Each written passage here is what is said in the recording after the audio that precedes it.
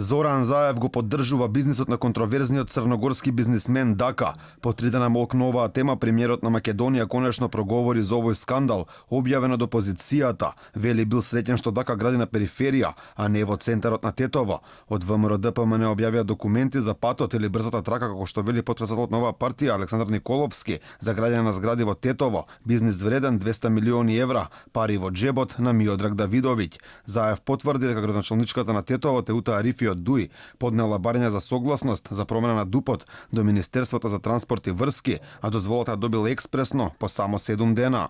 И на крајот на денот, фала Богу, Тетово нека се гради, нека се шири во периферијата. Аман доста е во центарот на градот со узурпацијата на сите места. Досега Тетово и многу други градови во нашата земја патат заради тоа што сите се втурнуваат да градат згради и други објекти строго во центар. И центарот е навистина изнасилен. Лидерот на ВМРО ДПМН е Христијан Мицковски, пак вели ова е само една од многуте промени на деталните урбанистички планови за кои јавноста ќе дознаела наредниот период, а се дел од коалицијскиот договор меѓу СДСМ и ДУИ. Затоа што тоа е мафија. А мафијата е тесно поврзана со нелегални вредности, затоа што тука нема никаква врска со политика. А такви детални урбанистички планови и такво менување ќе слушнете деновите тука во строгиот центар на градот.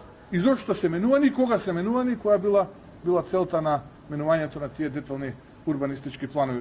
Дака стана познат во македонската јавност минатата година, откако на интернет беа објавени разговори каде според објавувачот се слушаат гласовите на Давидовиќ и Зоран Милевски Кичеец. Во разговорите црногорскиот бизнисмен потврдува дека имал средби со Заев и владиниот генерален секретар Драги Рашковски, како и дека требало финансиски да го помогне референдумот за промена на името на Македонија.